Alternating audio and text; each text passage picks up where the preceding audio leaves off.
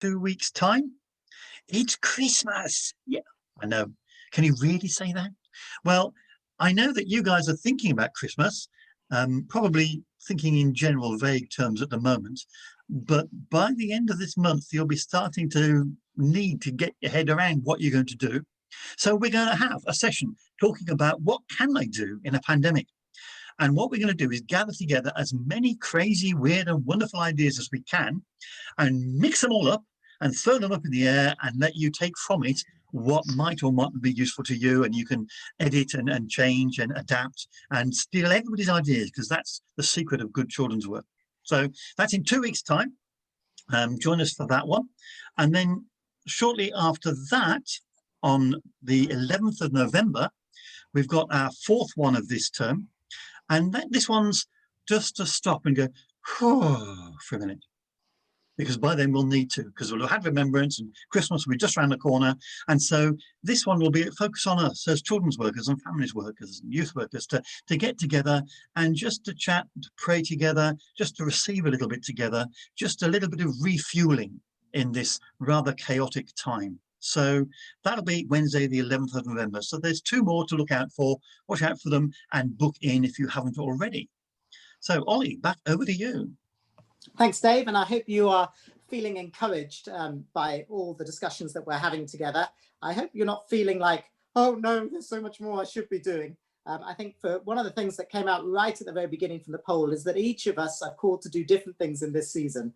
So don't look at what everyone else is doing and go, I'm not even doing all of that, but rather look to what God's calling you to do and hopefully be inspired by some of what we're talking about. Well, we're going to go back to our panel for part 2 with them. And Alan Charter, it's over to you.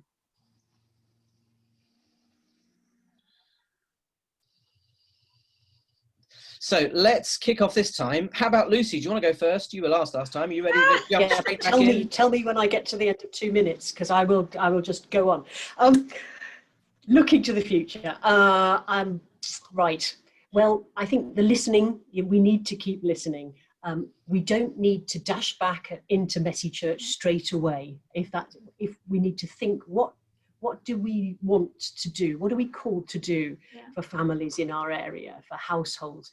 And how can we do that the best way? So just thinking about the aims before we dive straight back into how can we get back into church. If you do want to get back, then there's a document on our website for suggestions for getting back safely with a risk assessment to save you a few minutes work. So that might help. And we've used that in my own Messy Church. And it was great for a limited value of great. It kept us safe and it brought families in. It wasn't the glorious anarchy that it should be, but that was a good thing in that context. So there is that resource. It's also a good time to think about deepening what you do and why you do it. And in 2021, keep an eye open for online training for your teams, because we've got a whole new system of support for Messy Church from the volunteers who kindly help us out with this big team. One of the things we're doing is providing more online training.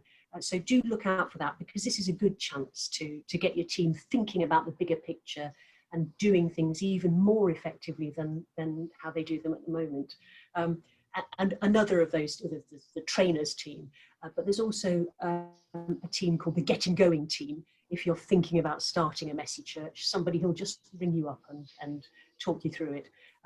But also another team is the Alongsiders. So if you're doing a Messy Church and you want just someone to coach you, to be a friend alongside you, that'll all be available. So watch out in 2021 for some really cracking support from the network. Fantastic. Sounds like every form of help is right there at your fingertips. That's fabulous. Thank you. Andy, back to you. Andy M, how's things for you looking forward? Yeah, still continuing to do online assembly stuff. What I think I would say to anyone who's involved in schools ministry is what's the need? every school, I have contact with about 80 schools in the North Birmingham area, and everyone has a slightly different need. Some want a Zoom assembly, some want an online YouTube assembly, some are saying you can come in and do a bubble assembly to a year group or, you know, a class. And I don't know, my heart is very much when Jesus was walking, he supplied people's needs, and then he loved them where they were, and then he shared the gospel. So for me, I want to go, well, what's the need, but what can I actually do?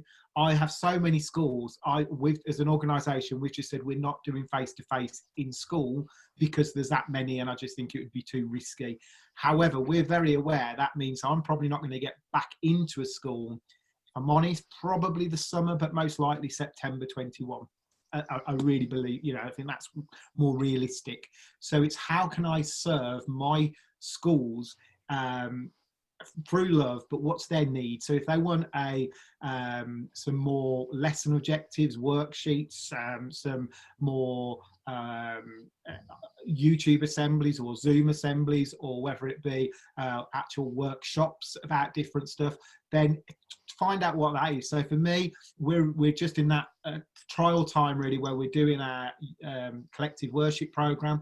We'll be looking some feedback. I'll be getting on the phone to my heads and collective worship coordinators. If I'm allowed and COVID lets me, I'll be going into a couple of schools to speak to the heads and just keep relationship. You know, kind of, it could be, you know, when you look at 12, 18 months before we, you know, from when we stop going in before we go back in, it's a long time. But like I said before, it's not about being distant, it's about still being connected. So we can still be on the end of a telephone, we can still do Zooms and stuff. So it's about really serving that school or whatever area you're working in, and what's their need, how can I really support and love them where they are, and what can I do to help, but also what can I do and what can't I do, and if I can't do it, I can't do it, and God's very gracious. So you've got to be realistic, haven't you? That's right. And if you don't know what the school needs, ask them. Exactly. It's all about communication. Right. Yeah, brilliant. Thanks, Andy. Joe and Funny Bunny, back to you. I think there's actually a theme coming out of what people are sharing. And I think one of the things within the toddler world is about asking the question, why? Why do we do what we do? And really asking God, what is it he wants us to do going forward? And that may be very different for each toddler group. I think there's two practical things that I would share. One is during lockdown, we started a pregnancy prayer tree, and it was an idea that I saw that somebody else was doing, and I got my wooden Christmas tree out, and it was around Easter, and I made these eggs, and there were lots of people who were pregnant and really worried about just the whole pregnancy during COVID, and just wrote the names of the parents on the front with the month that the child was due, the baby was due, and then when the baby was born, write it on the back. And these sort of prayer cards are just praying for these children because they've been conceived, they're growing in the womb, and they're being born at a very amazing time. And I think prayer support for this generation that's been born right now is a really important thing. Yeah. So I think a pregnancy prayer tree is a really practical thing. Very good. And I think just the whole of the power of peer-to-peer support and this sort of cross-fertilisation of ideas is staggering. As I mentioned, this 1277 Facebook group, we're getting like 50 or 60 people joining every week. It's because people want to know what's all the rules and regulations and risk assessments. But the cross-fertilisation of ideas and this creativity we've been talking about, let's use this opportunity to park a few ideas, but also try some things out. I know in Dublin this weekend, there was a chalk prayer walk around the pavements of Dublin, and it was inspired by another toddler group. But let's be open to new ideas, but most importantly, why? Why is it we do what we do? Ask that question. Crucial. Love it. Brilliant. Thank you, Joe. Andy, how about you? Andy Kay. James, I think our confidence is growing with local churches, just helping them. We're all about mobilizing. We've got so many kids saying, well, hey, move aside, we want to do the green screen, we want to learn how to put the videos together. Yeah. We want to, so the church we're part of is very much like that. It's the young people presenting and learning to do the preaching and the testimonies and all of that. And, another church from, actually, Andy, we need to chat, from South Coventry, Chinese church wanting help, how to empower their young people to do it. So it seems it's a season to really empower, isn't it, as adults, to empower children and families to do it. And we're going to get into some pop-up church and front gardens, you know, little 20-minute, 30-minute turn up and do your, you know, My Lighthouse and all the other great songs that we can do. And we've done some little bits like that, and just kind of like hire, you know, you can book, it's like not just eat, just worship kind of thing, you know, where you can dial up someone to come, you know, roaring up in their van and bring out your little sound system. So we're going to get into some pop-up church stuff. We're going to, raising the joy level is something that we're passionate about. The local council want us to help raise the joy level at Christmas. So we're going to train up people to do walkabout nativity. So we're going to actually just we'll practice with some other costumes. We've got loads of costumes that we've collected over the years, but we're going to do walkabout nativity, and where, you know, you've got all the characters of the gospel story walking around. You can meet them, and Mary and Joseph will look very ordinary, and they'll just give birth on the streets, and someone from St. John's Ambulance will turn up just at that moment and tell everyone it's a boy. And we've done a bit of this before, so we're going to try and roll out lots of churches that want to get trained in some street theatre, take over some empty shop windows and do some Christmas tableau in the streets and frighten the living daylights out of passers-by when they realise these are not mannequins but real life people in the shop windows. And we're going to do ultraviolet version of the Bible, with some gazebos when it gets dark and the end of the the later part of the afternoon, and do the UV, not the NIV version of the Bible, but the NUV version of the Bible with lots of glowing stuff. Okay, the walkabout is going to have an angel high up. We're going to have a lot of fun with just the Christmas story. You're having far too much fun, Andy. We're going to have a lot of fun, absolutely. And anybody from Nuneaton that's on, you've been warned. Sarah, how about you? How does it look going forward? Yeah, I think, again, it's a real mixture of kind of everything everyone's already said, really. And I think one thing definitely is just seeing what the need is in your area and for the children and young people in your area. And especially when, you know, we're talking about those that aren't in church, I think just recognizing that this has been such a tough time for all of them, and they'll actually all be in different spaces and different places with it. So even just thinking, well, what do the children and young people in my area, in my town, in my city, what do they need, and how can we use what we have in our hands to help support them there and with that. And also off the back of that, we've also been producing through lockdown some mental health suite and mental health and wellbeing resources as well, for kind of age 5 right through to kind of 16. There's a whole host of them there. So just thinking about that being a really helpful way and a practical way actually of meeting some of potentially the needs that are there. But also, you know, we're excited at the moment at Scripps Union. We've got kind of an event coming up.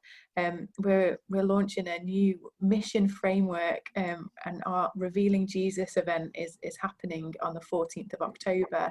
And really for us, that's just a way of, one thing we're really hoping to do is just look at the new normal, really, and what might that look like, and how maybe could we present just a new framework of connecting with the 95 and supporting people to do that as well. So if you'd like more information about that, do head to our website. We're excited about that, and that being what that might look like in the future as well, and supporting those on the ground. Thank you, Sarah, and thank you, everybody. What a rich array of ideas, lots of resources, lots of stimulus. And I think for all of us, as we kind of approach this autumn season and then into Advent, it's an opportunity for us, isn't it, to draw aside, to draw closer to God, and then to see how can we be a means to enable through us God to draw closer to those in our community where perhaps hope is not easily available to them. And maybe let's see how we could add a sparkle, a bit of joy, a bit of fun into what's going on.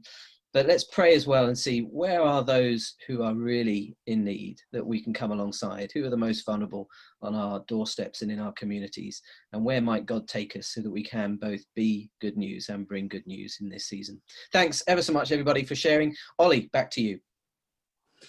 Thanks, Alan, and thanks, Joe, Sarah, Lucy, Andy, and Andy for sharing with us and taking the time out so that we could hear from you and glean from your wisdom in all these things. We are going to be hearing from Lucy Hudson in just a minute about Muddy Church. But before we do, let's hand over to Dave Roberts. Dave, has there been stuff going on in the chat? Yes, a good deal of chat in the chat. You'll be glad to hear. The kind of things that have been highlighted, some people are beginning to feel a bit of fatigue with Zoom, and whether that's a screen thing or other people are using Facebook Live, which in some ways might be a more accessible technology for a lot more people with Facebook accounts than Zoom. A lot of other things that were mentioned, a lot of feedback just about this flow of ideas that's coming out in the discussion today. And it's often the way that you might not exactly copy the idea, but you can recontextualize it for your situation. Some of the stuff about going to people, going to the garden fence or the front area, or having a socially distanced conversation, just that human contact thing. I think I have a great deal of time for digital community, but even in our own church, people meet for coffee after church. We do church on Zoom, then we go for coffee, all in the same place, 6 per table, socially distant. But they want those conversations, they want to see each other. So are there creative ways we can do that with the families in our churches? And many ideas have been mentioned. Some stuff coming through about the power of 6, so to speak. So is there a thing that, one of the things I just heard mentioned was toddler groups going out walking, but 3 or 4 mums, 5 mums, and then just chatting, and so keeping within the guidelines, but being creative. And for many young families, that context's vital. 2 other things to mention. A lot of stuff I've heard over the last hour or so, and in the chat, is about doing stuff outside. And people can be very creative about that. As the regulations wax and wane, there's often more freedom to do things outside. And then finally, further lockdowns. Somebody said, we thought it'd all be over by September, and it isn't. And so the more that we can feed each other at this time with this creativity, after the first big workshop we did like this, some of the people said it was just such a relief to talk to other people about what we're going through and how we could do children's ministry. So a lot of currents and threads running through the chat today. Great, thanks, Dave. And if you're enjoying that exchange of ideas, then do come to our Christmas one. I know we've touched on a couple of Christmas ideas from Andy Kennedy in the panel there. And I know Andy's sharing some of his ideas as well in the Christmas episode in 2 weeks' time. So if you like that, come, bring your ideas as well. And that's going to be great. But talking of creativity and being outside, Lucy Hudson, where are you? And come and share with us what you've been up to for the last few years. Thanks, Olly. So I've just put a little connection and links in the chat. A really limited time to be able to tell you about Muddy Church. I know there's some very friendly muddy faces on with us today, so enjoying seeing that. But Muddy Church is something that I've been running for about the last 4 years, and it started off when we came back from mission and wanted to do something in our community. And I knew all about the indices of deprivation and the social and economical issues, and I could tell you all the bad things about our community. But I teach on asset-based community development, and that looks at the treasures and the gifts that are within people and geographical locations. So I said to God, right, I don't want to come back to this community and be doing things in the same way. What are the assets? And it was one of those things where, you know, the only good thing about our town is the road out of it. And I was like, no, that can't be true. And we ended up on a new build housing estate. And that didn't bring a lot of thrill to me, because all the houses were the same and the roads just go round and round, and I'd never even know what road I'm on, and get really confused. I went, what is it? You know, there must be something beautiful about our community. And we happened to go for a walk. I've got 4 children with a 12-year age gap, so quite a big age gap. And my youngest is now 5. And we went for a walk, and it's just outside this window here and down a lane. And at the bottom of this lane is a park. And there's a little car park to start off with, nothing great. But there's a sign there that says area of scientific interest. I went, I'm sure there's no scientific interest in my town. You know, who would be interested in this? But it's a little wooded area, and there's a pathway around it, and it's just a short walk, and you go around it. And at the end of this walk is a cafe, and there's another little car park there. And I felt God saying, this is where you should do Muddy Church. So I am not Mrs. Eco Warrior. I am not Mrs. Muddy at all. I am a fairly unfit mum, but I wanted to do something with my 4 children that we could all do together, that didn't take a lot of money, that didn't take a lot of kind of, oh, we've got to do this, this and this. And we went, right, well, we can do this, but we can also invite other people along. And so we started Muddy Church. I just put a poster up at our toddler group and said to a few people in the church, we're doing this Muddy Church, we're meeting at the car park, we'll go for a walk. It's accessible for everybody because it's a tarmac kind of route around, but it's got the trees and there's a little stream there. And at the end, I'll buy everybody a drink and we'll have that feast together. And so we started doing that and meeting together. Nothing brand new idea about this at all. Nothing revolutionary. Wow, Muddy Church, never thought of going for a walk or using our outdoor spaces before. But it is just about an intentionality of, we are meeting together, we are going to do this. And one of our main hearts and passions is very much what's come through today. The idea of children being as valuable as an adult. So people say, well, how do you lead Muddy Church? And I go, you don't really lead Muddy Church. The scariest thing is that we wander and we wander together, and it's wandering and wandering. So we go for this wander, both in the physical and I think the metaphorical sense, on this journey, and we wander together. And a child might see something and go, oh, look at that. And it's equally as valid as an adult who, you know, I teach on a theology course, and I've got 2 degrees in theology, and what my 5-year-old comes out with sometimes is way beyond what I could have ever studied or ever thought. And it's having those spaces and the opportunities where everyone is welcome and valued, and we listen to each other. We listen to the stories of what's going on in life. We listen to what the world is telling us, what the seasons are saying to us, what the creation is saying to us, and we engage in it.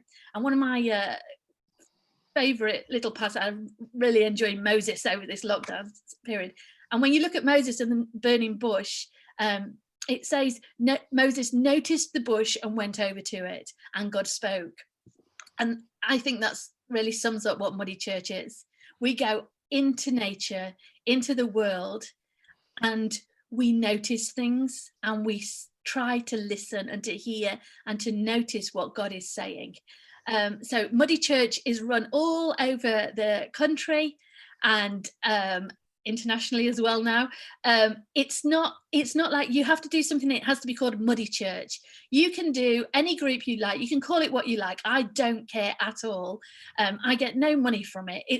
it's just a resource and a place where a community of people where we can come together. We can help people with ideas of what could you do. There's ideas about doing the lovely things like risk assessments, what insurance you need, all those lovely things.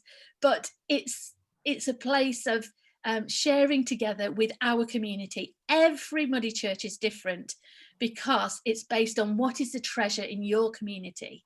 And that means the physical location as well as the people within it, and valuing those people. So when I've run Muddy Churches, it's generally about a 60-40 split, with 60% Christians and 40% non-Christians, because people are comfortable to come and bring their dogs, bring their children, just have companionship and having somebody to walk with who they don't normally have. So one of my friends is a widow, and she's got a great family around her, but being able to come and meet together with different people and just wander, a really simple walk, having a drink at the end and supporting the local economy.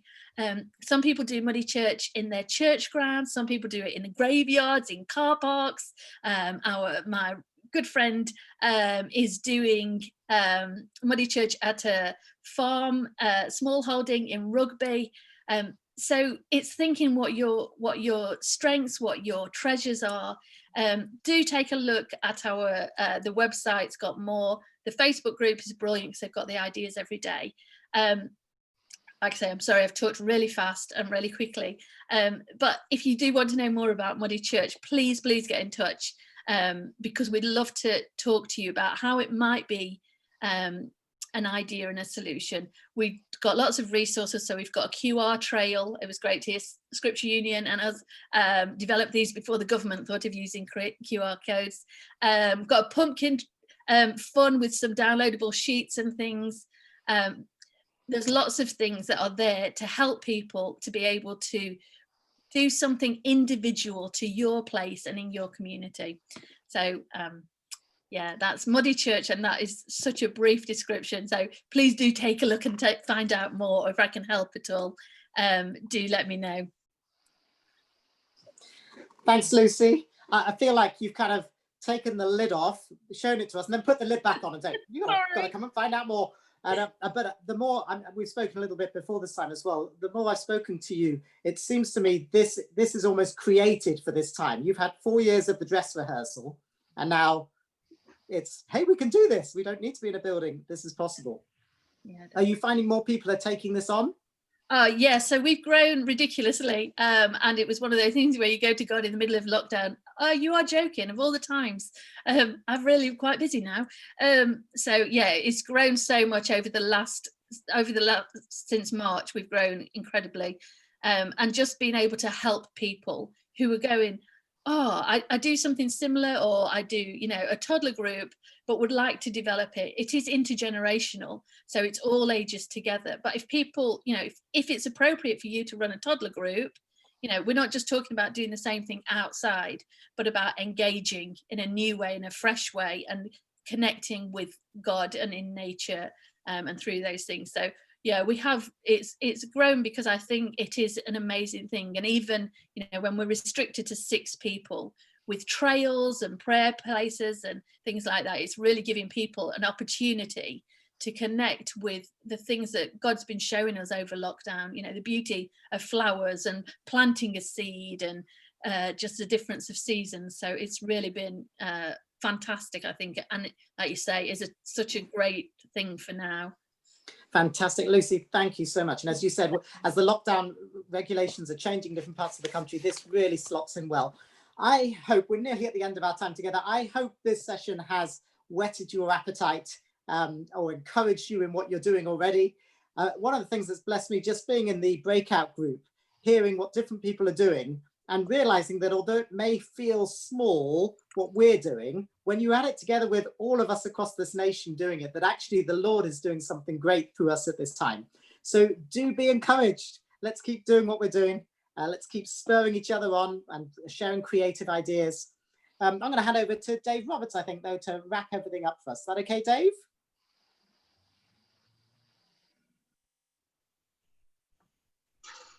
Okay, everybody. Dave Gidney, is there any notices I need to be sharing? Alert me. Oh, here they come. Right, a couple of things to mention to you all. One of the undercurrents for all that we do with these workshops is our commitment to Faithful Generation, 10 Foundations for Lifelong Faith Formation. We look at a variety of things, intergenerational work, the spirituality of the child, milestones in child's life. And you can explore that more via Amazon for the Kindle version, 99 pence, or the print version. If you go to faithfulgeneration.com, you'll find a link. Next, we're going to just mention something to do with the finances of this event. There are some costs involved in it. And we've invited people to donate during the booking process. And we've been really blessed with the sums that you have donated. If you'd like to donate just a small amount even, it will help pay the cost of the Zoom hosting and some of the other costs that we incur. Any more? Thank you. Yes, we'd like to thank all our speakers, all who have contributed. We want to thank you for coming, and we want to bless you. So I just want to tell you a very brief story, and then I'm going to pray for you. My mum was out prayer walking with a friend of hers when she was quite a lot younger, 70 odd years ago now. And they were going through this area, and the kids came up to them and said, "Are you here to do a Bible club?" And my mum said yes, but they weren't there to do a Bible club, and she hadn't a clue what she needed to do. So they sang every chorus they knew with the children, and they told them a story, and they came back the next week armed with whatever the equivalent of curriculum was then. And then they were invited into a home to do it, and that club that she helped found still exists today in the town where she was. But it was outside. It was the connection with children. And I think one of the things that we've got to keep in mind during this whole process is the outside thing. I'm going to pray now. You know, God and Father, I want to bless the people on this call in your name, that they may have the creativity of the Holy Spirit to create connections within their communities that will bring glory to your name and introduce people to the rich, expansive nature of the gospel message. Thank you that you have come to restore, reconcile, and renew every part of our life. And we pray that you will give us a harvest in this most difficult of times. We ask these things in your name. Amen. Amen. We are formally done. We do, however, tend to hang around for 5 or 10 minutes. So if you've got questions that remain unanswered or, you know, whatever, then hang around as everybody's disappearing and ask the question, and we'll try and answer it. Other than that, you can go now. Go to the school run,